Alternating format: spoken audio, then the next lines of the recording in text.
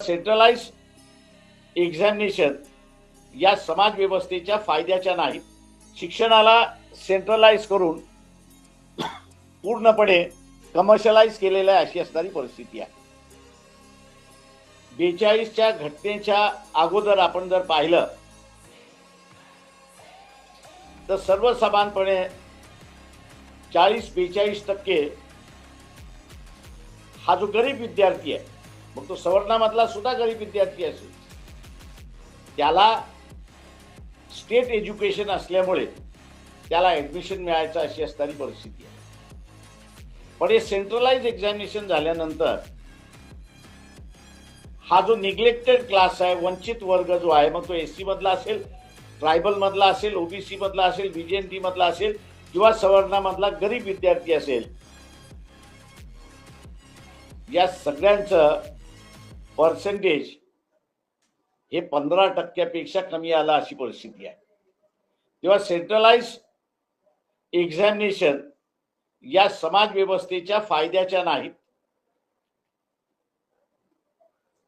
ज्यावेळेस इथं असताना एसएससी बोर्डच्या परीक्षा जाऊन एक वेगळी परीक्षा घेण्याचं धोरण आखलं होतं, त्याही वेळेस आम्ही असताना सांगितलं होतं आणि आंदोलन केलं होतं की हे योग्य नाही.